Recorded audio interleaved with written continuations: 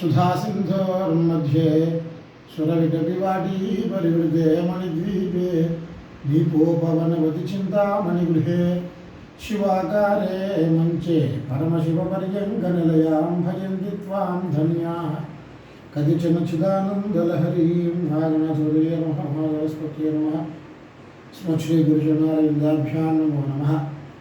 जायमानो वै ब्राह्मणस्त्रिभिर्नवाजायते ब्रह्मचर्येण ऋषिभ्यः यज्ञेन देवेभ्यः प्रजया पितृभ्यः అని వేదంలో పుడుతూనే బ్రాహ్మణుడు 3 రుణాలతో పుడతారు అని చెప్పి చెప్పబడుతోంది. యజ్ఞయాగాది అనుష్ఠానం చేత దేవరుణం తీరుతుందని, వేదాధ్యయనం చేత ఋషి రుణం తీరుతుందని, సంతానం చేత పితృరుణం తీరుతుంది అని చెప్పి చెబుతున్నారు. ఈ సంతానం చేత ఏ రకంగా తీరుతుంది మనకి అంటే, ఇప్పుడు వచ్చేది మహాళయ పక్షాలు కాబట్టి దాని గురించి యథాశక్తి యథామతి కొన్ని విషయాలు ముచ్చరించుకుందాము. మనకి 48 సంస్కారాలు అనేటటువంటివి చెప్పబడ్డాయి. వాటిలో 4 ఆత్మకి చేసుకునేవి, 44 ఏమో శరీరానికి చేసేవి. సంస్కృతే అనేది సంస్కార జ్ఞానయోగ్యత మాపద్యతే అని చెప్పి చెప్తారు. శరీరము దాంట్లో తల్లిదండ్రులు చేసేటటువంటి సంస్కారాలు కొన్ని, స్వయంగా తను చేసుకునేటటువంటి వివాహాది సంస్కారాలు కొన్ని, తరువాత పితృదేవతలు గురించి మనం చేసేటటువంటి అంటే పుత్రులు చేసేటటువంటి సంస్కారాలు కొన్ని. ఈ రకంగా 3 రకాలుగా మనకి సంస్కారాలు అనేటటువంటి చెప్పబడుతున్నాయి.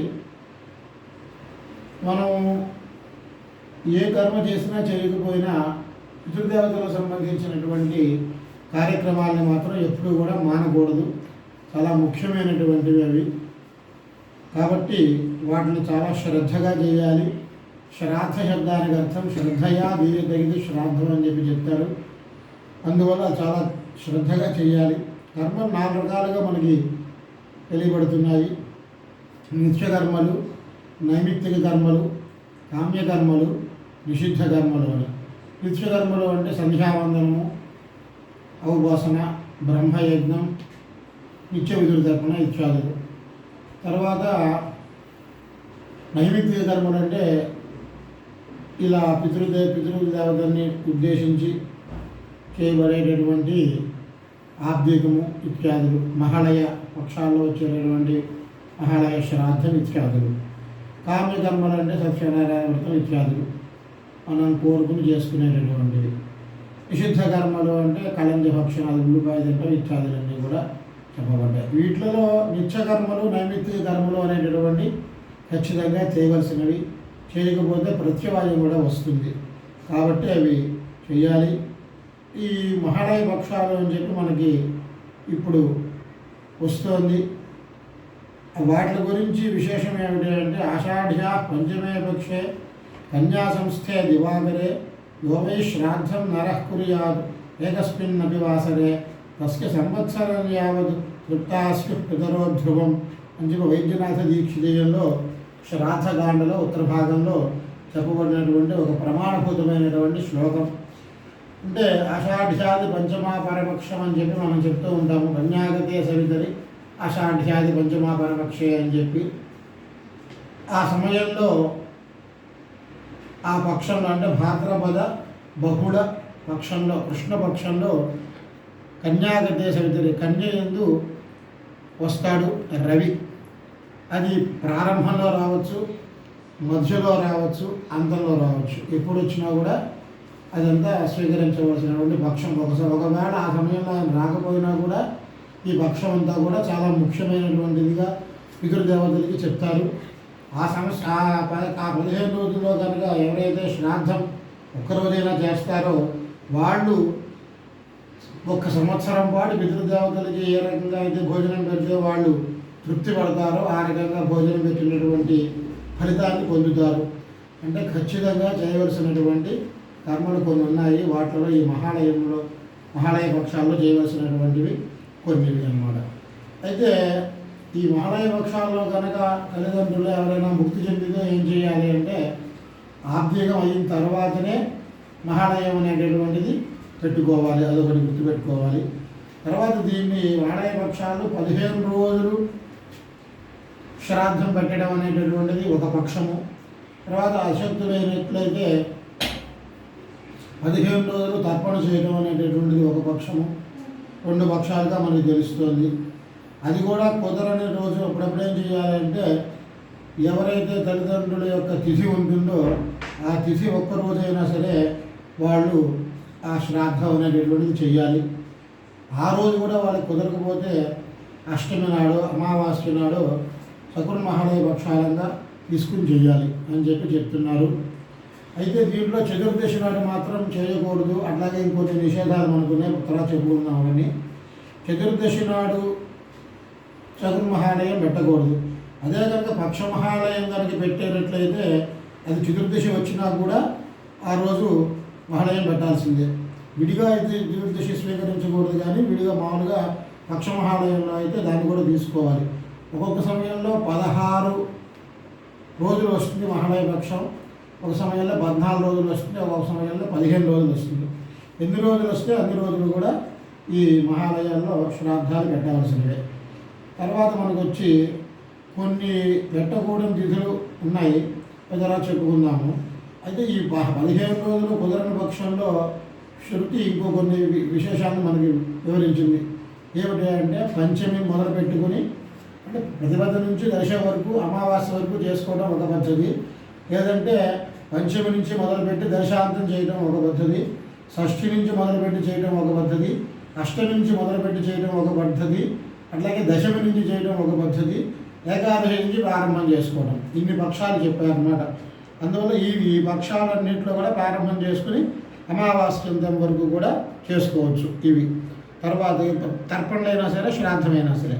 అశక్త పితృపక్షేషు కరోచేకదినేయత నిషిద్ధేపి దినే కుర్యాత్ పిండదానం యథావిధి అని చెప్పారు.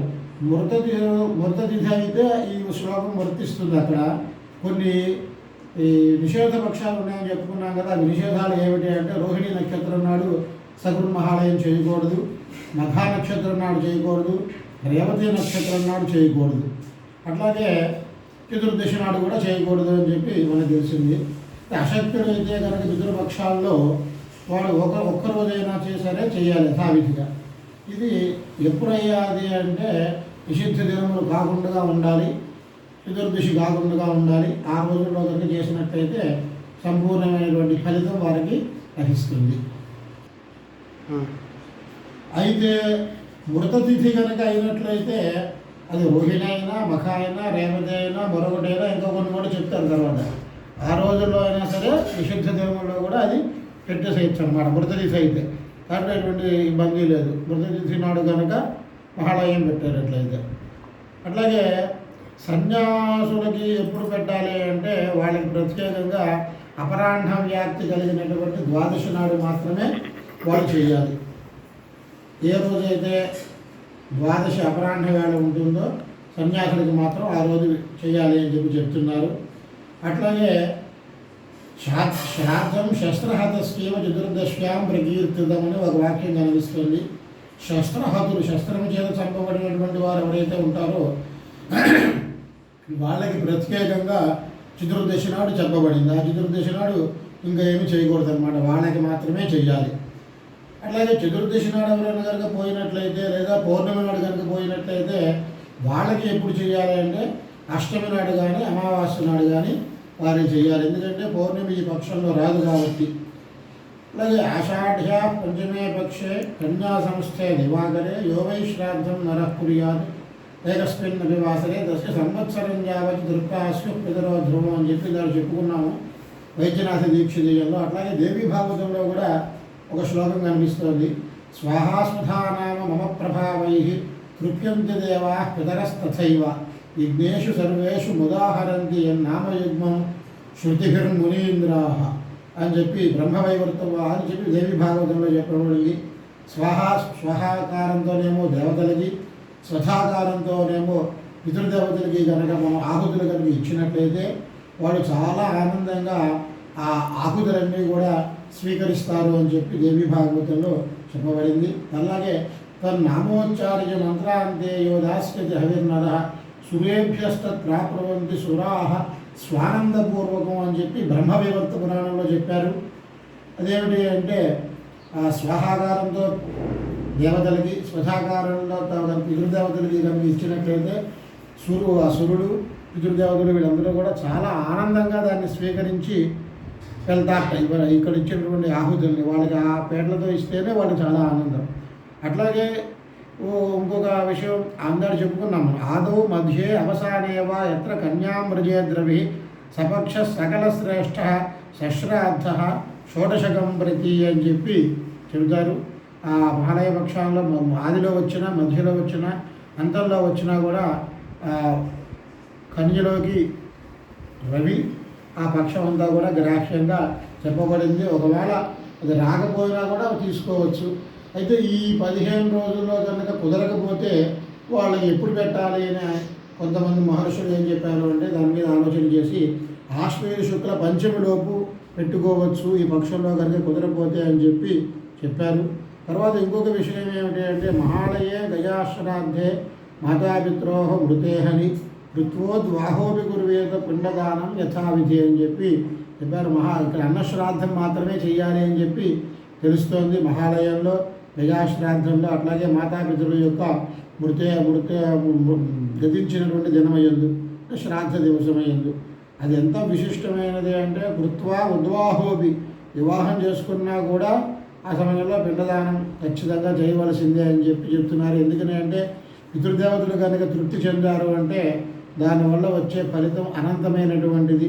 మనం ఏ కార్యక్రమాలు చేసినా చెయ్యకపోయినా కూడా పితృదేవతల్ని తృప్తిపరిచేటటువంటి కార్యక్రమాలు చాలా ముఖ్యంగా చేయాలి అని చెప్పి మనకి తెలుస్తోంది. తర్వాత దీంట్లో స్థానాలు ఏ రకంగా చెప్తారు అంటే కొన్ని వికల్పాలు ఉన్నాయి. పితృస్థానం ఒకటి, తర్వాత మాతృస్థానం ఒకటి, తర్వాత మాతామహ స్థానం ఒకటి, కారుణ్య స్థానం ఒకటి, అట్లాగే ధురి విలోచన సముద్ర స్థానం ఒకటి, మహావిష్ణు స్థానం ఒకటి అని చెప్పి ఇవి చెప్పారు. కొంతమంది ధూర్ విలోచన అని చెప్పి చెప్తున్నారు కొన్ని ప్రదేశాల్లో. అది తప్పు. ధురి విలోచన అని చెప్పి మాత్రమే చెప్పాలి అని చెప్పి మనకి శాస్త్రాల ద్వారా తెలుస్తుంది. తల్లికి తండ్రికి విడివిడిగా ఇక్కడ స్థానాలు ఒకటి చెప్పబడింది. అట్లాగే అట్లా అయినా పెట్టవచ్చు. అలా కుదరకపోతే పితృస్థానంలోనే తల్లిని కూడా కలిపేసేసి ఆ మాతృస్థానాన్ని కూడా పితృస్థానంలో కలిపేసి అప్పుడు పెట్టవచ్చు. అప్పుడు పితృస్థానం ఒకటవుతుంది, అప్పుడు మాతామహ స్థానం ఒకటవుతుంది, కారుణ్య స్థానం ఒకటవుతుంది, ధుర్విలోచన సంబంధించిన స్థానం ఒకటవుతుంది. ధుర్విలోచన వారు ఎవరయ్యా అంటే విశ్వేదేవులు వారు. మామూలుగానికే మన గద్దనాల్లో అయితే పురూరవ ఆర్ద్రవ అని ఇద్దరు వస్తారు. ఇక్కడైతే ధురి విలోచన అనేటువంటి పేరు కలిగినటువంటి వారు ఇద్దరు వస్తారన్నమాట. వాళ్ళు ఈ శ్రాద్ధంలో శ్రాద్ధ భుక్కులు వాళ్ళని ఇక్కడ స్వీకరించి వాళ్ళ అర్చన చేయడం అనేటువంటిది ముఖ్యంగా వస్తుంది.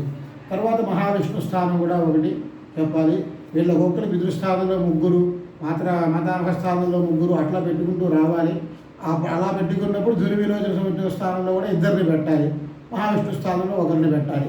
అది కుదరినప్పుడు ఏం చేయాలి అంటే పితృస్థానంలో ఒకరిని, మాతామహ స్థానంలో ఒకరిని, కారుణ్య స్థానంలో ఒకరిని అట్లా పెట్టి దుర్విలోచన సముద్ర స్థానంలో కూడా ఒకరినే పెట్టాలి. అక్కడ ఇద్దరిని పెట్టకూడదు. మళ్ళీ అక్కడ అన్ని చోట్ల ఒకటి పెట్టాం కాబట్టి ఇవన్నీ కూడా ధర్మశాస్త్రంలో గ్రంథాల ద్వారా మనకి తెలుస్తున్నాయి. అట్లాగే సర్వే కారుణ్య పితృలు అని చెప్పి అంటున్నారు చాలామంది. అది కూడా తప్పు. సర్వకారుణ్య పితృస్థానము అని చెప్పి అనాలి. అదొక విశేషం తెలుసుకోవాలి మనం. దీంట్లో సగుర్మహాలయ పక్షంలో అయితే మరునాడు ప్రాతకాలం సూర్యోదయ ప్రాకు అరుణోదయ సమయంలో తర్పణం అనేటటువంటిది చేసుకోవాలి. కాకుండా 15 రోజులు కనుక మహాలయ శ్రాద్ధాలు పెట్టినట్లయితే ఏ రోజు పూర్తయితే ఆ రోజే అవి చేసుకోవాల్సినటువంటి అవసరం కనిపిస్తోంది. శ్రాద్ధాంగ తర్పణాన్ని అలా చేసుకోవాలన్నమాట. సగుర్మహాలయ పక్షం అయితే మర్నాడు ప్రాతకాలంలో, అలా కాకుండా 15 రోజులు కనుక చేసేటట్లయితే ఆ శ్రాద్ధాంగ తర్పణని వెంటనే చేసుకోవాలి. అట్లాగే దీంట్లో కనుక భార్య రజస్వల ప్రథమ రోజు అయిందనుకోండి, అది ఆ రోజు పెట్టకూడదు, శుద్ధ అయిన తర్వాత పెట్టుకోవాలి. అలా కాకుండా వంట విభాగం అంతా అవుతూ ఉండగా మధ్యలో కనుక భార్య రజస్వలు అయినట్లయితే అప్పుడు ఏం చేయాలి అంటే ఆవిడ వేరే గృహంలో పెట్టి ఆ కార్యక్రమాన్ని పూర్తి చేసుకోవాలి అని చెప్పి చెప్తున్నారు. ఇంకొక విశేషం ఏమిటంటే తండ్రి బ్రతుకున్నా కూడా ఆశ్వయుజ శుక్ల ప్రతిపత్తి నాడు దౌహిత్రకృత మహాలయం అని చెప్పి చెప్తారు. ఆ దౌహిత్రుడు చేయాల్సినటువంటి మహాలయం ఉన్నది. దహోత్రుడు అని కొంతమంది పలుకుతున్నారు, అది కూడా తప్పు. దౌహిత్రుడు దుహితాయాహపత్యం పుమాను దౌహిత్ర అని వ్యాకరణ శాస్త్రం. కాబట్టి ఆ దౌహిత్రకృత మహాలయాన్ని కూడా ఆశ్వయుజ శుక్ల ప్రతిపత్తి నాడు చేయాలి అని చెప్పి చెప్తున్నారు. తండ్రి బతుకున్నా కూడా ఆ కార్యక్రమాన్ని ఆ పిల్లవాడు చేయవచ్చు. అది మాతామహుని ఉద్దేశించి చేసేటటువంటి కార్యక్రమం అన్నమాట. తర్వాత ఇక్కడ అసలు ఎంత పిండ ప్రమాణం ఎంత అని కనుక మనం ఆలోచించినట్లయితే ఒక శ్లోకం మనకు తెలుసు. శమీపత్ర ప్రమాణేన పిండం దద్యార్దయాశ్రే ఉద్ధరే సప్తగోత్రాన్ని కులమేకోత్తరం శతం అని ఆ గైలో కనుక చేసినట్లయితే చాలా విశేషము అని చెప్పి చెప్తారు. అక్కడ ఎంత పిండం వేయాలి అంటే అంత వేయమని కాదు. శమీపత్రం అంటే జమ్మి ఆకు ఎంత ఉంటుంది, ఎంత చిన్నగా ఉంటుంది. ఒక 4-5 నువ్వులు కింద వెళ్తే ఎంత ఉంటుందో అంత ఉంటుంది. అంత పిండం చేసినా కూడా ఉద్ధరే సప్తగోత్రాన్ని కులం ఏకోత్తరం శతం అని చెప్పి 101 కులాలు ధరిస్తాయని, ఉద్ధరే సప్తగోత్రాన్ని 7 గోత్రములు ధరిస్తాయి అని చెప్పి చెబుతున్నారు. అంత విశేషం అన్నమాట గైలో శ్రాద్ధం అనేటటువంటిది. అందుకనే ఇంట్లో శ్రాద్ధం చేసినా కూడా ఆ గజాశ్రాద్ధ ఫలితం వస్తే చెనగురుండంతో అని చెప్పి భోక్తల్ని ప్రార్థిస్తారు. అలా విశేషమైనటువంటిది అది గయ, అలా చేయాలి. అయితే మిగిలిన చోట ఎంతంత పిండ ప్రదానం చేయాలి అంటే ఆబ్దికాల్లో అయితే నారికేళం ఎంత ఉంటుందో అంత పిండం వేయాలి అని, అట్లాగే మహాలయాల్లో ఎంత పెట్టాలి అంటే కోడిగుడ్డు ప్రమాణం ఎంత ఉంటుందో అంత పెట్టాలి అని చెప్పి చెప్పారు. ఆ రకంగానే చేయాలి తప్ప ఎక్కువ కానీ తక్కువ కానీ చేయకూడదు. ఇది ఒక విశేషము. ఎవడి వీళ్ళు చేయడం మూలాన విశేషము అంటే పితృదేవతలు కనుక తృప్తి పడినట్టయితే వీరం వావై పితర ప్రయంతో హరంతి వీరం వా దదతి దశాంశనద్ది హరణభాగా పితర పితృనేవ నిర్వదయతే ఉత్తర ఆగిశులోమచిందీత పితృణావిష్ణే దర్శనేదీయ నమస్కరోతి నమస్కారో హి పితృణాం అని చెప్పి మనకి కృష్ణ యజుర్వేద తైత్రేయ శాఖ బ్రాహ్మణ భాగంలో కనిపిస్తోంది. పితృదేవతలకు సంబంధించినటువంటి అనువాదాల్లో అంటే పితృదేవతలు కనుక తృప్తి పడితే గొప్ప వీరుడైనటువంటి ఒక పుత్రుడిని ఇస్తారట వాళ్ళు, సరిగ్గా కనుక శ్రాద్ధం చేస్తే చాలా సంతోషించి. అలా కాకుండా కనుక వాళ్ళు పిచ్చి అంటే ఏ రకంగా చేయకూడదో ఆ రకంగా కనుక చేసినా, శ్రాద్ధం శ్రద్ధ లేకుండా చేసినా కూడా ఇదం బాబై విదర ప్రియంతో హరంతి పట్టుకెళ్ళిపోతారు ఇంట్లో ఉన్నటువంటి ఒక సంతానాన్ని. అందువల్ల చాలా శ్రద్ధగా చేయాలి. చాలా ముఖ్యమైన దేవతా కార్యం ఎలా చేసినా పర్వాలేదు, కానీ పితృదేవతలకు సంబంధించినటువంటి కార్యాలను మాత్రం ఒళ్ళు దగ్గర పెట్టి చాలా శ్రద్ధగా చేయాలి అని చెప్పి చెప్తున్నారు. అలాగే కాశీలోకి వచ్చేటప్పటికి మణికర్ణికా ఘాట్ అని చెప్పి ఉన్నది. అక్కడ మధ్యాహ్నం 12 గంటల వేళ స్నానం చేయటం, పితృదేవత తర్పణ చేయటం అనేటటువంటిది ఒకటి విశేషంగా ఉన్నది. ఆ సమయంలో కనుక స్నానం చేస్తే విశేషమైనటువంటి ఫలితం వస్తుంది. పితృదేవతలు కూడా బాగా తృప్తి చెందుతారు అని చెప్పి చెప్తారు. ఆ సమయంలో ఆ మణికర్ణికా ఘాట్లో కనుక ఆ శ్రాద్ధం కనుక చేసినట్లయితే చాలా విశేషమైనటువంటి ఫలితం వస్తుంది. ఆ ఫలితం మనం చెప్పడానికి కూడా మనకి అశక్తులం. మనం వీటికి పితృపక్షాలు అని చెప్పి నామధేయము. ఈ పితృపక్షాల్లో ఎవరికి ఏ నది దగ్గరగా ఉంటే ఆ నది సమీపంలోకి వెళ్ళి వాళ్ళు చేసుకుంటే చాలా విశేషమైనటువంటి ఫలితం. అది గంగ కావచ్చు, గోదావరి కావచ్చు, కావేరి కావచ్చు, తుంగభద్ర కావచ్చు, నర్మద కావచ్చు, కృష్ణవేణి కావచ్చు, ఎక్కడైనా సరే చేసుకోవచ్చు అన్నమాట. విశేషించి కాశీ అనేటువంటిది ఇంకా విశేషమైనటువంటిది. సాక్షాత్తు ఈశ్వరుడు యొక్క నివాస స్థానం కాబట్టి అక్కడ చేసుకోవడం విశేషం. మణికర్ణికా ఘాట్ ఇంకా విశేషము. దాంట్లో కూడా అది కుదరకపోతే ఆదిమణికర్ణికా ఘాట్ అని చెప్పి కేదారేశ్వర ఘాటు, కేదార్ ఘాట్ అంటారు దాన్ని. కేదారేశ్వరుడు, గౌరీ కేదారేశ్వరుడు ఉంటారు అక్కడ. ఆ ఘాట్లో చేయడం అనేటువంటిది కూడా విశేషమే, అక్కడ కూడా చేసుకోవచ్చు. అట్లాగే అయితే మనం స్నానానికి వెళ్తూ ఉంటాము. ఆ స్నానానికి పోయేటప్పుడు మనకు నిశ్చయం ఉమ్ము వచ్చిందనుకోండి, మనం కుడి చేతి వైపు వేయకూడదు, అసలు ఇటువైపు వేయకూడదు. కుడి చేతి వైపు ముఖ్యంగా అసలు వేయకూడదు. ఎందుకని అంటే ఆ కుడి చేతి వైపు మన పక్కన పితృదేవతలు మనల్ని అనుసరించి వస్తూ ఉంటారు. వాళ్ళు ఎందుకు వస్తారు అంటే స్నానంగా ఋషితర్పణం ఒకటి చేస్తాం మనం, బ్రహ్మయజ్ఞంలో వచ్చిన ఋషితర్పణాలు. అది కాకుండా ఆ స్నానాంగ పితృతర్పణం కూడా ఒకటి చెప్పబడింది. ఆ స్నానాంగ పితృతర్పణం చేస్తే ఆ నీళ్లు త్రాగడం కోసం వాళ్ళందరూ కూడా అక్కడికి వస్తారట. మన పక్కన కుడి చేతి వైపు వస్తూ ఉంటారట. ఎవరు వస్తారా, ఎవరు వచ్చి స్నానం చేస్తారా, నదుల్లో ఎవరు వచ్చి స్నానం చేసి తర్పణ చేస్తారా అని అనేక మంది పితృదేవతలు ఎదురు చూస్తూ ఉంటారట. అందువల్ల స్నానం చేసిన తర్వాత సంకల్పం చెప్పుకుని స్నానం చేసి ఆ తర్వాత విషుదర్పణం చేయాలి. ఆ తర్వాత పితృతర్పణం కూడా చేయాలి. దానివల్ల విశేషమైనటువంటి ఫలితం వస్తుంది. నిత్య పితృతర్పణం కాకుండా ఇది చేయాలి. దాని తర్వాత నిత్య పితృతర్పణం కూడా చేయాలి. ఆ తర్వాత కేశ నిష్పీడనోదకం అని చెప్పి ఏకే జాస్పత్కులే జాత అపుత్ర గోత్రినో మృత తెగురుంధంతుమయా దత్తం సూత్ర నిష్పీడనోదకం, వస్త్ర నిష్పీడనోదకం, కేశ నిష్పీడనోదకం అని. సూత్రం అంటే బ్రహ్మముడి యజ్ఞోపేతానికి ఉంటుంది కదా, దాని నుంచి నీళ్లు వదిలిపెట్టాలి. లేదా వస్త్రాన్ని పిండి ఆ నీళ్లు వదిలిపెట్టాలి. కేశములు, ఈ కేశం నుంచి వచ్చేటువంటి నీళ్లు కూడా పిండి వదిలిపెట్టాలి. ఈ 3 నీటిని కూడా త్రాగి కొంతమంది పితృదేవతలు తృప్తి చెందుతారు అని చెప్పి మనకు తెలుస్తోంది. అంతేకాకుండా స్నానం చేసిన తర్వాత 1 నిమిషం సేపు తుడుచుకోకుండా నుంచోవాలంట. నుంచుంటే ఈ వెంట్రుకల నుంచి కొన్ని నీళ్లు జారుతూ ఉంటాయట. ఆ నీళ్లు త్రాగేందుకు కూడా కొంతమంది పితృదేవతలు వచ్చి మన శరీరాన్నంతా కూడా నాకుతారట. ఆ నీళ్ళన్నీ కూడా త్రాగుతారట. అందువల్ల వాళ్ళందరూ కూడా తృప్తి చెందుతారు అన్నమాట. ఎవరు వచ్చి స్నానం చేస్తారా అని అనేక మంది పితృదేవతలు ఎదురు చూస్తూ ఉంటారట. వాళ్ళందరూ కూడా తృప్తి చెందితే పితృదేవతలు తృప్తి చెందితే వచ్చే లాభం ఏమిటి అంటే వంశవృద్ధి. ఇంకా ఎవరి వల్ల కూడా అది జరిగే పని కాదు. వంశవృద్ధి జరగాలి అంటే పితృదేవతల అనుగ్రహం సమృద్ధిగా ఉంటేనే వంశవృద్ధి అనేటటువంటిది జరుగుతుంది. కాబట్టి ఈ రకంగా పితృదేవతలకి సంబంధించినటువంటి క్రియాకలాపం అంతా స్నానం చేసిన తర్వాత చేయాలి. తర్వాత ఇవన్నీ కూడా చేయలేకుండా ఉన్నాడు. మహాలయ పక్షాల్లో తర్పణ చేయలేదు, మహాలయం చేయలేదు. ఏమి పక్షాల్లో కనీసం ఒక బ్రాహ్మడికి ఆ పితృతిథి నాడు, శ్రాద్ధ తిథి నాడు కనీసం స్వయం భాగం ఇవ్వాలి. అది కూడా చేయలేకపోయాడు అనుకోండి. వాడి పరిస్థితి ఏమిటంటే ఊరి చివరికి వెళ్ళి వాడు ఏమి చేయలేకపోయాను అని చెప్పి 2 చేతులు పైకి ఎత్తి ఏడవాళ్ళ. ఈ అమావాస్య నాడు వెళ్ళి ఏమి చేయలేకపోయాను ఆ రోజు బాధపడి వాడు కన్నీరు వదిలిపెడితే ఆ కన్నీరు త్రాగి కూడా పితృదేవతలు తృప్తి చెందుతారు అని చెప్పి పెద్దలు చెప్తూ ఉంటారు. అంత ముఖ్యమైనటువంటిది ఈ కార్యక్రమం అని చెప్పి మనకు దీని ద్వారా తెలుస్తోంది. కాబట్టి ఈ పితృపక్షాలను ఎవరు కూడా వృధా చేసుకోకుండా సంవత్సరానికి ఒక్కసారి మనం చేసేది. కాబట్టి అవన్నీ శ్రద్ధగా కనుక చేసినట్లయితే వంశవృద్ధి జరుగుతుంది. వాళ్ళు ఇవ్వలేదంటూ ఏదీ ఉండదు.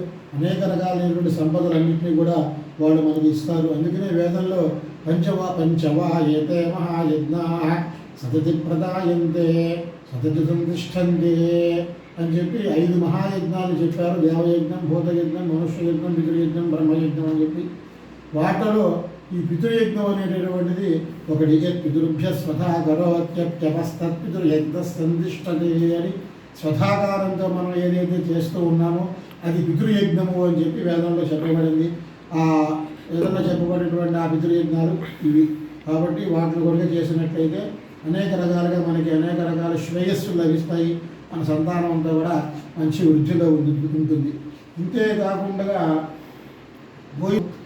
పొదకుంభ శ్రాద్ధం అని సంవత్సరం మొత్తం కూడా మన వైపు అలవాటు తక్కువ. ఆంధ్రదేశంలో, తమిళనాడులో దాక్షిణాత్యులు బాగా శ్రద్ధగా చేస్తారు. ఇది చాలా విశేషం తెలుసుకున్న వాళ్ళందరూ ఉన్నారు అటువైపు. వాళ్ళు చేస్తారు ఉదకుంభ శ్రాద్ధం అని. ప్రతిరోజు కూడా ఉదకుంభ శ్రాద్ధం చేస్తారు. అది చాలా విశేషమైనటువంటి ప్రక్రియ. కాబట్టి అది కూడా చేయాలి. ఒక శ్లోకం మనం ఏమి ఎక్కువగా వింటూ ఉంటాం ఆంధ్రదేశంలో. జీవతోర్ వాక్యగణనాద్ ప్రత్యబ్దం భూరిభోజనాద్ దయాయాం పిండదానాచ పుత్రస్య పుత్రత అని చెప్పి పుత్ర శబ్దానికి పుత్రుడు అనేటువంటి సార్థకత వాడికి ఎప్పుడు ఏర్పడుతుంది అంటే అసలు పుత్ర శబ్దానికి అర్థం ఏమిటంటే పున్నామ నరకం నుండి పున్నామ నరకాదు త్రాయతయింది పుత్ర అని. ఆ పుత్రత్వం అనేటటువంటిది వీడికి ఎప్పుడు సిద్ధిస్తుంది అంటే జీవతోర్ వాక్యగణనాద్ బ్రతికున్నంతకాలం తల్లిదండ్రుల యొక్క వాక్యం ఆయన వారు ఏం చెప్తే అది వినటం. అది దానివల్ల వాళ్ళు చెప్పింది ఆచరించడం, చెప్పింది మాత్రమే చేయటం. దానివల్ల పుత్రత్వం సిద్ధిస్తుంది.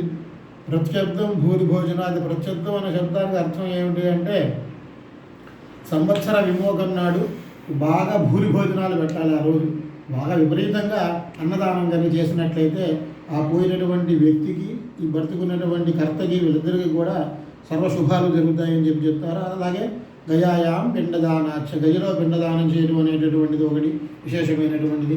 శీర్షగయ, పాదగయ అని పిఠాపురంలో, కాకినాడ దగ్గర మనకి పిఠాపురంలో ఉన్నది. అట్లాగే కాశీ దాడి కొద్దిగా ముందుకు వెళ్తే బీహార్లో గయ ఉన్నది. అక్కడ కూడా చాలా చేయడం చాలా విశేషమైనటువంటిదిగా చెబుతారు. అంతేకాకుండా షణ్ణవతి శ్రాద్ధాలు అని చెప్పి 96 శ్రాద్ధాలు వస్తాయి. దాంట్లో అది చేయడం చాలా విశేషం. అది చేసి సంతానాన్ని పొందినటువంటి గొప్ప వ్యక్తులను కూడా మేము చూసాం ప్రత్యక్షంగా మా వంశంలో. కాబట్టి అదొక విశేషమైనటువంటిది ఆ షణ్ణవతి శ్రాద్ధాలని. అలాగే షణ్ణవతి తర్పణలు కూడా కొంతమంది చేస్తున్నారు, విశేషమైనటువంటి కార్యక్రమాలని. తర్వాత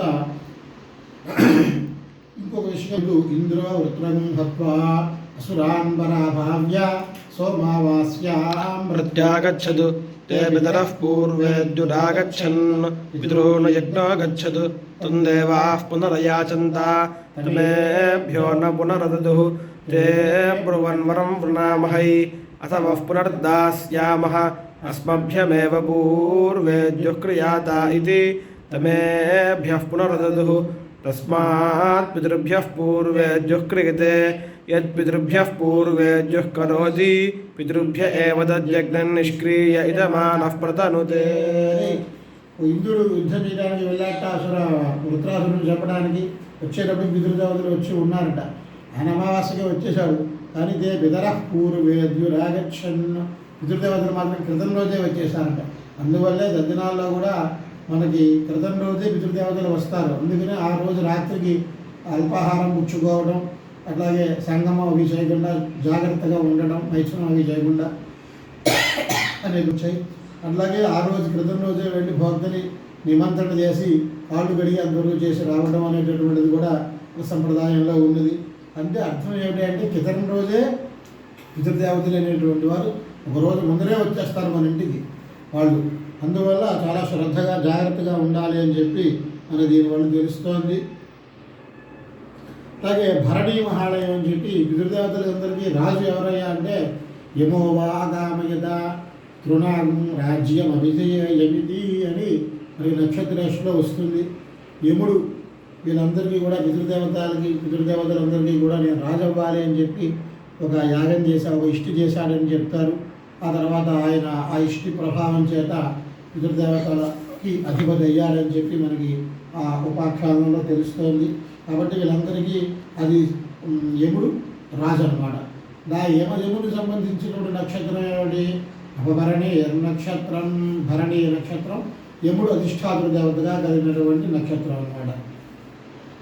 యమో దేవత మనకి వేదంలో కనిపిస్తుంది. కాబట్టి ఆ నక్షత్రం నాడు కనుక శ్రాద్ధం పెట్టినట్లయితే అది ఎటువంటిది అంటే గజాశ్రాద్ధ ఫలితాన్ని ఇస్తుంది అని చెప్పి మనకి ధర్మసింధులో చెప్పబడింది.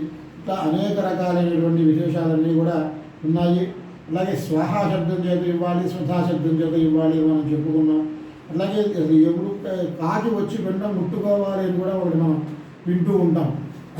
దానికి కథ ఏమిటి అంటే ఐతిహ్యము, పూర్వం రావణాసురుడు వచ్చి అందరినీ ఇబ్బంది పెట్టి రాక్షసులందరినీ దేవతలందరినీ కూడా ఇబ్బంది పెడుతూ ఉంటే అందరూ తలో దిక్కుకు పారిపోయారట. ఆ సమయంలో యముడికి రచన లేదు, ఆయన ఎట్లా పారిపోవాలా అని ఆలోచిస్తూ ఉంటే ఆ సమయంలో ఒక కాకి అంటే చాలా హీనమైన జంతువుగా మనం చూస్తూ ఉంటాము. ఆ కాకి వచ్చింది, వెంటనే యముడు యమధర్మరాజు ఆ దాంట్లోకి ప్రవేశించారని, ఆ తర్వాత ఆ రావణాసుడు బారి నుండి రక్షింపబడ్డారని చెప్పి కథ చెప్తారు. అందువల్ల ఆ యమధర్మరాజు చాలా సంతోషించి ఆ కాకి ఒక వరం ఇచ్చాట. వయసము అంటారు దాన్ని. ఏమిటి అంటే నువ్వు కనుక పిండాన్ని కనుక ముట్టుకున్నట్లయితే పితృదేవతలను ఉద్దేశించి ఎవరైతే పిండ ప్రదానం చేస్తారో ఆ పిండాన్ని కనుక నువ్వు ముట్టుకున్నట్లయితే ఆ పితృదేవతలకి అది చెందుతుంది అని చెప్పి ఆయన వరం ఇచ్చాడు అని చెప్పి చెప్తారు. కాబట్టి అందువల్లనే పితృదేవతలు సంతోషిస్తారు అనే ఉద్దేశంతో మన వాళ్ళు పిండం పెట్టిన తర్వాత కాకొచ్చి ముట్టుకుందా లేదా అని చెప్పి చూస్తూ ఉంటారు. అది తింటే ఇంకా విశేషము. అదొక కథ కూడా మనకి దీని ద్వారా తెలుస్తుంది. తర్వాత నమో వః పితరో రసాయ, నమో వః పితరో సుష్మాయ, నమో వః పితరో జీవాయ, నమో వః పితరో స్వధాయై, నమో వః పితరో మన్యవే, నమో వః పితరో ఘోరాయ, పితరో నమో వః. ఏతస్మిన్ లోకే స్థ యుష్మాగుస్తేను యేస్మిన్ లోకే మాంతేను ఏతస్మిన్ లోకే స్థ యూయంతేషాం వసిష్ఠా భూయాస్త యేస్మిన్ లోకే అహం తేషాం వసిష్ఠో భూయాసం. మనకి ఒక మంత్రం కనిపిస్తోంది కృష్ణ యజుర్వేద శాఖలో 3వ కాండలో. రెండవ ప్రశ్నలో కనిపిస్తుంది, అలాగే బ్రాహ్మణంలో కూడా కనిపిస్తుంది 1వ కాండలో. దీనికి అర్థం ఏమిటి అంటే మనం తాబ్దీకం పెట్టేటప్పుడు పితృదేవతలను ఉద్దేశించి నమస్కారం చేస్తాం. ఆ నమస్కారాయతే మంత్రాహ అని చెప్పి చెబుతారు. శ్రోతంలో కూడా నమస్కారానికి సంబంధించినటువంటి మంత్రాలుగానే దీన్ని మహర్షులు చెప్పారు. దీనికి అర్థం కనుక చూసినట్లయితే నమో వఃపితరో రసాయ. రసాయ అంటే ఓ పితృదేవతలారా మీకు సంబంధించినటువంటి రసములకు మేము నమస్కారం, రసస్వరూపమైన మీకు నమస్కారం చేస్తున్నాము అని చెప్పి ఒకటి. నమో వఃపితర సుష్మాయ అని 2వ మంత్రం. సుష్మ అంటే బలం, పితృదేవతలకు సంబంధించినటువంటి మీ బలానికి మేము నమస్కారం చేస్తున్నాము అని అర్థం. నమో వఃపితరో జీవాయ, జీవాత్మ స్వరూపుడైనటువంటి మీకు నమస్కారం చేస్తున్నాము అని. నమో వఃపితర స్వధాయ, ఈ స్వధాకారంతో ఇవ్వబడేటటువంటి ఆహుతుల్ని స్వీకరించేటటువంటి మీకు నమస్కారం చేస్తున్నాము అని అర్థము. నమో వఃపితరో మన్యవే, మీ యొక్క క్రోధానికి నమస్కారం చేస్తున్నాము అని చెప్పి చెప్తున్నారు. విశేషంగా వాళ్ళకి క్రోధం ఎక్కువగా ఉంటుంది అని చెప్పి కూడా ఇలాంటి చెప్పుకున్నాము. అటువంటి ఆ క్రోధానికి నమో వఃపితరో జీవాయ, నమో వఃపితర స్వధాయ, నమో వఃపితరో మన్యవే, నమో వఃపితరో ఘోరాయ పితరో నమో అని అటువంటి మీకు నమస్కారం చేస్తున్నాము. మీ యొక్క క్రోధాన్ని నమస్కారం చేస్తున్నాం. జీవాత్మ స్వరూపమైనటువంటి మీకు నమస్కారం చేస్తున్నాము. ఘోరాయ పితృభ్య నమస్కారం చేస్తున్నాము. ఘోరములు అంటే ఎవరైతే తప్పు పని చేస్తూ క్రూరంగా ఉంటారో వాళ్ళని క్రూరంగా శిక్షించేటప్పుడు ఘోర స్వరూపం కలిగినటువంటి మీకు నమస్కారం చేస్తున్నాము అని ఆ రకంగా ఈ మంత్రంతో నమస్కారం చేస్తారు అద్వైతంలో. ఇట్లా అనేక రకాలైనటువంటి విశేషాలు మనకి పితృదేవ పక్షాల్లో చెప్పబడినవి. అట్లాగే ఈ పితృపక్షాలు రాకముందే క్షవరం చేయించుకోవాలి వపనం. ఆ తర్వాత పితృపక్షాలు 15 రోజులు వపనం చేయించుకోకుండా ఉండాలి. ఆ తర్వాత కుదిరితే రోజు 3 స్నానాలు చేయాలి. కుదిరితే నదీ స్నానం చేయాలి. అట్లాగే టమాటా ఇట్లాంటి కూరలు తినకుండా, క్యారెట్ ఇట్లాంటివి తినకుండా, బంగాళదుంపలు తద్దినల్లో ఏ కూరలు అయితే వాడతామో ఈ 15 రోజులు ఆ కూరలే తింటూ ఉండాలి. అట్లాగే సంభోగం, మైథునం ఇట్లాంటివన్నీ కూడా వర్జ్యములుగా చెప్పబడ్డాయి. ఇవన్నీ కనుక ఆచరించినట్లయితే పితృదేవతలు చాలా సంతోషిస్తారు అని చెప్పి తెలుస్తోంది. ఇక్కడ మనకి ఆర్థికం పెట్టేటప్పుడు తస్మైతే స్వధా నమః దయాయాం దత్తం వస్తు అని చెప్పి ఇట్లా మనం పిండం పెడుతూ ఉంటాం. ఇటువైపు నుంచి పెట్టాలి అని చెప్పి పితృదేవతలకు సంబంధించినటువంటి తీర్థం ఇది అని చెప్పి ఒక మాట. బ్రహ్మావం స్వయంభవం తర్పయామి అన్నప్పుడు ఇక్కడి నుంచి బ్రహ్మతీర్థం అని, ఇదేమో ఋషి తీర్థం అని, ఇదేమో దేవతా తీర్థం అని చెప్పి మనకు తెలుసు. పిండం పెట్టుకుంటా పెడతాం. అందువల్ల తస్మైతే స్వధా నమః దయాయాం దత్తం వస్తు ఎక్కడ ఆర్థికం పెట్టినా కూడా కైలో పెట్టినట్టుగా భావన చేస్తూ ఉంటారు. అట్లాగే గయ అంటూ ఉంటారు. అట్లాగే పితృభ్య స్వధా నమః పితృ స్వధా నమస్తర్పయామి అని చెప్పి చెప్తారు. అట్లాగే పితృభ్య స్వధాస్తు అని పితృదేవతలకు నమస్కారం చేస్తుంటారు. అసలు ఈ స్వధా శబ్దానికి వీళ్ళకి సంబంధం ఏమిటి అంటే ఒక చిన్న ఉపాఖ్యానం మనకి తెలుస్తోంది. నారదుడు వచ్చి స్వధా ఉపాఖ్యానం చెప్పవలసిందిగా శ్రీమన్నారాయణుడిని అడగగానే ఆయన ఇట్లా చెప్తున్నారు. ఈ చరిత్ర ఎవరైతే వింటారో వాళ్ళకి పితృదేవతల యొక్క ఆశీర్వచనం కలుగుతుంది, అనుగ్రహం కలుగుతుంది. అట్లాగే పితృదేవతలు కూడా దీన్ని ఎక్కడైతే వినిపిస్తారో వాళ్ళకి తృప్తి కూడా కలుగుతుంది అని చెప్పి చెప్తున్నారు. అట్లాగే పితృదేవతలు ఆబ్జేకం పెట్టేటప్పుడు సామవేదం పఠించాలి. అట్లాగే అధిశ్రవణం కొన్నిలో 3 మంత్రాలు ఉంటాయి వేదంలో, అవి చెప్పాలి. అట్లాగే భాగవతంలో కూడా ఒక ఉపాఖ్యానం ఉన్నది, దాన్ని పారాయణ చేయాలి అని కూడా చెప్తారు. అట్లాగే ఈ స్వధా స్తుతి అనేటటువంటిది మనం చివరిలో చెప్పుకుంటాము. ఆ స్వధాస్థుతులు కనుక పారాయణ చేసినట్లయితే ఆర్థికం స్వరూపం ఎలా పెట్టినా కూడా సంపూర్ణం అవుతుంది అని చెప్పి చెప్తారు. సరే, మొట్టమొదటిగా ఈ స్వధా దేవత గురించి మనం తెలుసుకోవాలి అనుకుంటున్నాం కాబట్టి సృష్టికి మొదట్లో బ్రహ్మగారు 7 రకాలైనటువంటి పితృగణాల్ని సృష్టించారు. వాటిలో 3 ఏమో తేజస్వరూపాలుగా ఉన్నాయట, 4 ఏమో గణస్వరూపాలను దాల్చినాయట.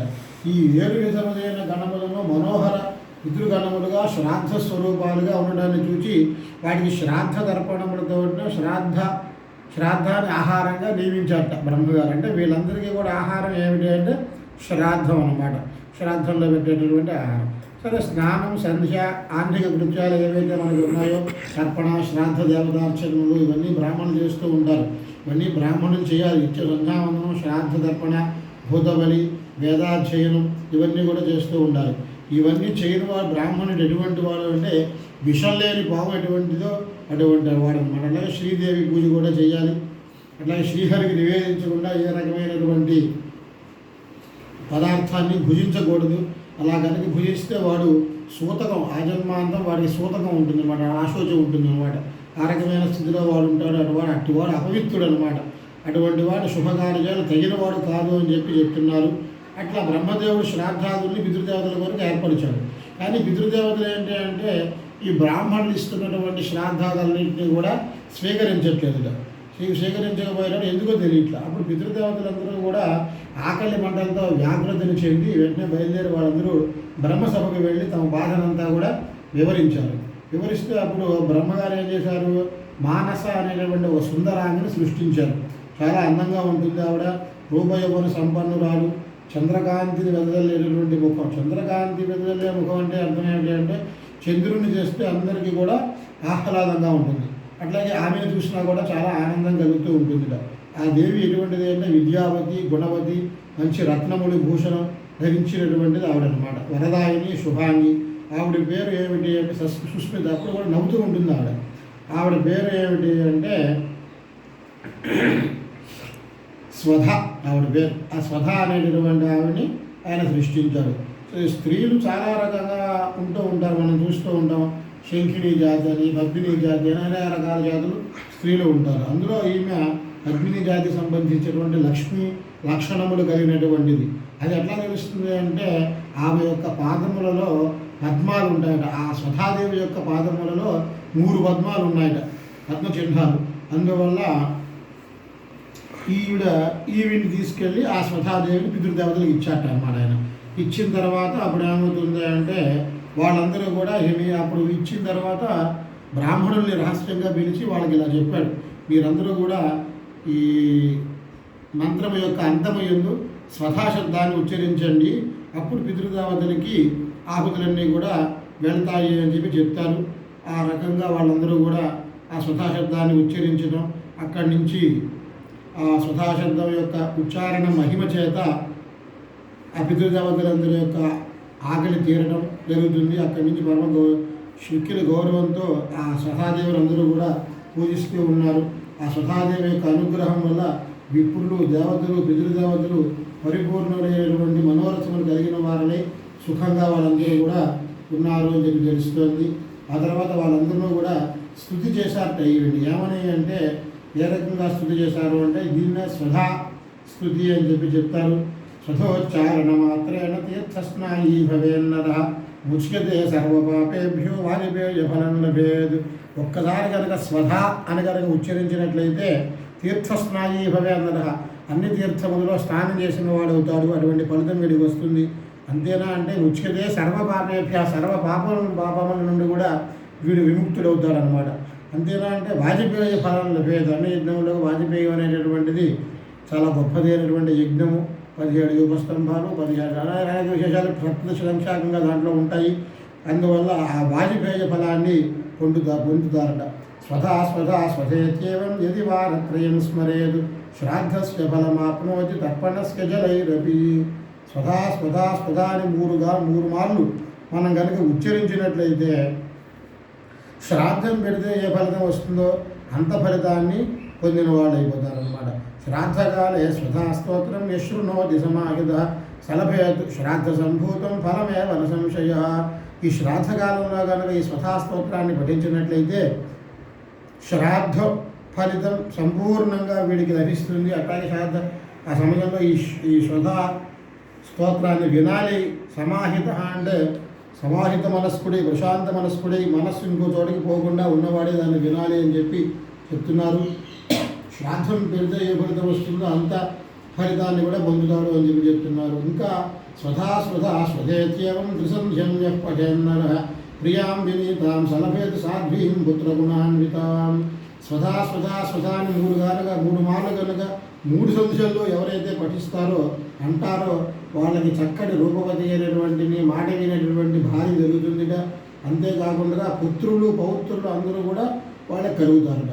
పితॄణాం ప్రాణతుల్యాత్వం ద్విజజీవన రూపిణి శ్రాద్ధాదిష్టాదుర్దేవీ చ శ్రాద్ధాదీనాం ఫలప్రదా అని స్తుతి చేస్తున్నారు.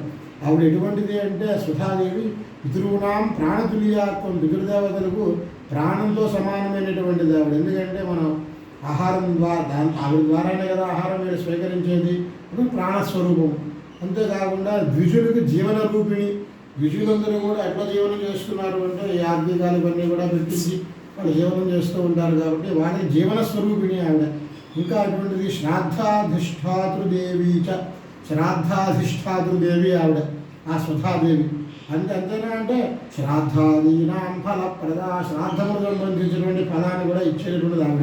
ఇంకా ఎటువంటిది నిత్యాత్వం సత్యరూపాసి పుణ్యరూపాసి సువర్దే ఆవిర్భావ తిరోభావో సృష్టౌ చ ప్రళయే తవా. నువ్వు నిత్యస్వరూపిణి దానివమ్మ, నీకు ఆవిర్భావం తిరోభావమే ఉన్నాయి తప్ప ఇంకేమీ లేవు. ఆవిర్భావం అంటే సృష్టి యొక్క ప్రారంభంలో ఉందాడు బ్రహ్మగారి ఎదురుకుండా ఆవిర్భావం, సృష్టి యొక్క అంతంలో తిరోభావం, కనపడకుండా పోవడం. అంతేకాకుండా నువ్వు సత్యస్వరూపమైనటువంటి దానివి, పుణ్యరూపమైనటువంటి దానివి, నిత్యస్వరూపురానివి. నిత్యము అంటే ఎల్లప్పుడూ ఉండేటటువంటిది అనమాట అటువంటిది ఆవిడ. అటువంటి దాన్ని నీకు నమస్కారం పెడుతున్నాం. ఓం స్వస్తిష్ట నమస్వాహ సుధాత్వం దక్షిణా తథా నిరూపితా చతుర్వేదై ప్రశస్తా కర్మిణాం పునః. స్వధా నువ్వు దక్షిణా స్వరూపురాలమ్మ, స్వహా స్వరూపురాలు నువ్వే, స్వధా స్వరూపురాలు నువ్వే. ఈ 4 వేదముల చేత ఈ కర్మిష్ఠుల చేత ఈ స్వధా శబ్దము బాగా వాడబడుతోంది. అట్లాగే స్వస్తి శబ్దము వాడబడుతోంది, స్వాహా శబ్దము కూడా వాడబడుతోంది. అంటే వేదములలో నీ యొక్క ప్రసక్తి ఉన్నది. వేదములో చెప్పినటువంటి కర్మకాండంలో నువ్వు బాగా విస్తారంగా చెప్పబడ్డావు. ఆ 4 వేదముల చేత ప్రశస్తమైనటువంటి కర్మలన్నీ కూడా చేస్తున్నారు. వాళ్ళన్నింటిలో కూడా నువ్వు వాడబడుతున్నావు అని. కర్మపూర్త్యర్థమేవైత ఈశ్వరేణ వినిర్మిత ఇత్యేవముక్త్వా సబ్రహ్మ బ్రహ్మలోకే స్వసంసది. కర్మపూర్త్యర్థం కొరకు ఈశ్వరుని చేత నిర్మింపబడినటువంటి దానిని నువ్వు అని చెప్పి ఆయన చెప్పారు. ఈ రకంగా ఆయన స్తుతి చేసి బ్రహ్మగారు వాళ్ళందరూ కూడా ఆయన యొక్క సభలో స్తుతి చేశారట. హస్తౌ చ సహసా సద్య స్వధాసా విర్బభూవహి తథా పితృభ్య ప్రదదౌ తామేవ కమలాననాం. కమలం వంటి ముఖం కలిగినటువంటి ఆమెని వెంటనే స్వధాదేవిని పితృదేవతల కొరకు ఆయన ఇచ్చేశారట. తాం సంప్రాప్య యుస్తే చ పితరశ్చ ప్రహర్షితా స్వధా స్తోత్రమిదం పుణ్యం యశృణోతి సమాహిత సుస్నాద సర్వతీర్థేషు వాంఛితం ఫలమాప్నుయాదు. అంటే ఆ ఇచ్చిన తర్వాత వాళ్ళు ఆ తల్లిని సుధాదేవిని పొందిన తర్వాత పితృదేవతలందరూ కూడా ప్రహర్షిత చాలా సంతోషపడ్డారట. ఈ సుధాస్తోత్రం ఇదం పుణ్యం, గొప్పదైనటువంటి ఈ సుధాస్తోత్రాన్ని ఎవరైతే వింటారో వాళ్ళు సర్వతీర్థేషు సుస్నాత, సమస్త తీర్థములు యందు మంచిగా స్నానం చేసిన వాళ్ళు అవుతారు. వాంఛితం ఫలం అవాప్నుయాద్, కోరబడినటువంటి ఫలాలను కూడా వాళ్ళు పొందుతారు అని చెప్తున్నారు. ఈ తల్లి స్వస్తి స్వరూపము, స్వహా స్వరూపము, సుధా స్వరూపము, దక్షిణాదేవి స్వరూపము అమ్మ.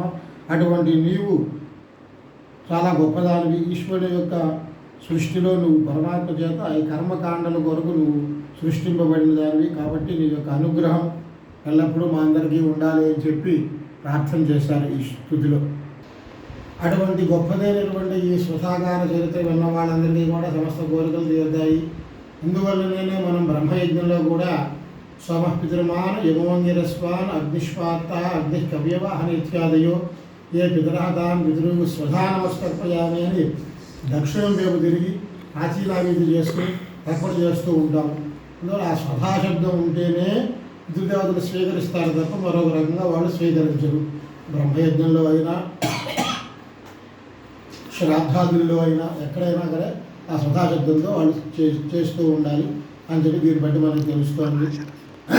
ఈ విషయాన్ని పరాశర స్మృతిలో మనకు విశదంగా వివరించారు. ఇట్లా అనేక విషయాలు ఉన్నాయి. నాకు తోచినంత వరకు నేను చెప్పాను.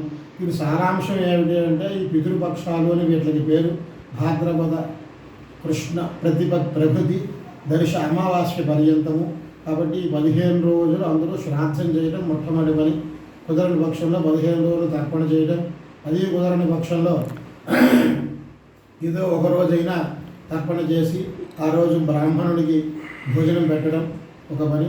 అది కుదరని పక్షంలో తర్పణ చేసి పితృదేవత తృప్తిగా బ్రాహ్మణుని స్వయం భాగం ఇవ్వడం అనేటటువంటిది ఒకటి. ఇట్లా ఏదో ఒకటి చేసి ఎవరి శక్తిని అనుసరించి వాళ్ళు ఏదో ఒకటి చేసి ఆ పితృదేవతల యొక్క అనుగ్రహాలను పొందాలి. ఇంకా కొంతమంది విజయవాడ లాంటి ప్రదేశాలలో ఈ 15 రోజులు కూడా పితృదేవతలకు సంబంధించినటువంటి శాఖలన్నీ కూడా దానం చేస్తూ ఉంటారు. ఎంతమంది బ్రాహ్మణులు వస్తే అంతమందికి ఇస్తూ ఉంటారు. అదొక విశేషంగా చెప్తారు. ఈ సమయంలో పితృదేవతల తృప్తి గురించి చేసేటటువంటి ఎన్నో మనకి కృష్ణాష్టమి, శ్రీరామనవమి, వామన జయంతి, శంకర జయంతి ఇట్లా అనేక వస్తాయి, నృసింహ జయంతి. కానీ పితృదేవతల పక్షాలంటే ఈ 15 రోజులు మాత్రమే పితృదేవతలకు సంబంధించినటువంటి పుణ్యతిథులు, పండుగలు అని కూడా చెప్పుకోవచ్చు. కాబట్టి ఇప్పుడు మాత్రం వీళ్ళని కనుక అర్చించినట్లయితే ఆ పితృదేవతల యొక్క అనుగ్రహం సంపూర్ణంగా కలిగి పెళ్ళి ఉన్న వాళ్ళకి పెళ్ళి అవుతుంది, పెళ్ళి అయినటువంటి వారికి సంతానం కలుగుతుంది. ఇవన్నీ కూడా మనకు తెలుస్తున్నాయి. అదే చివరిలో మన శ్లోకంలో కూడా తెలుస్తుంది. హై ప్రజాం ధనం విద్యాం స్వర్గం మోక్షం సుఖాని చ ప్రయచ్చంతు తథా రాజ్యం ప్రీత్యా నృణాం పితామహా అద్యమే సఫలం జన్మ భవత్ పాదాభివందనాద్ అద్యమే వంశజా సర్వే యాతావోనుగ్రహాదివం పత్ర శాకాజిదానేన క్లేశితా యూయ విదూషాః తత్క్లేశజాతం జిత్తేషు విస్మృత్య క్షంతుమర్హత సర్వం క్షమ అని చెప్పి శ్రాద్ధం అంతా అయిపోయిన తర్వాత ప్రార్థిస్తారు. ఆ బ్రాహ్మణుల యొక్క పాదాన్ని పట్టుకుని మేము ఇచ్చింది చాలా తక్కువ, మీరేమో వశిష్ఠ వామదేవాని మహర్షులతో సమానమైనటువంటి పరమ పవిత్రమైనటువంటి వారు, కాబట్టి మేము ఇచ్చింది తక్కువైనా మీరు దాన్ని పెద్దగా భావించి మమ్మల్ని అనుగ్రహించండి. ఆ పితృదేవతల యొక్క అనుగ్రహం వల్ల ఆయు ప్రజాం ధనం విద్యాం స్వర్గం మోక్షం సుఖాని చ ప్రయచ్చంతు తథా రాజ్యం. ఈ పితృదేవతలు కనుక సంతోషిస్తే ఇవన్నీ లభిస్తాయి. ఆయుష్ లభిస్తుంది, ప్రజలు అంత సంతానం లభిస్తుంది, ధనం లభిస్తుంది, విద్య లభిస్తుంది, సుఖం మోక్ష ఆఖరి రాజ్యం కూడా లభిస్తుంది. రాజ్యం అంటే పదవి, ఇవన్నీ కూడా లభిస్తాయి. ఇంతేనా అంటే మోక్షం, పరమ దుర్లభమైనటువంటి మోక్షాన్ని కూడా ఇవ్వగలిగినటువంటి సామర్థ్యం ఆ పితృదేవతలకు ఉన్నది. కాబట్టి ఆ పితృదేవతల యొక్క అనుగ్రహంతో మనందరికీ కూడా మంచి బుద్ధి కలిగి ఈ రాబోయేటువంటి మహాలయ పక్షాన్ని ఏ రకంగా అయితే పెద్దలు, స్మృతికర్తలు, శాస్త్రకర్తలు, మహర్షులు చెప్పారో ఆ రకంగా కూడా మనం చేసుకుని ఆ పితృదేవతల యొక్క అందరి యొక్క అనుగ్రహాన్ని పొందుదాము. స్వస్తి.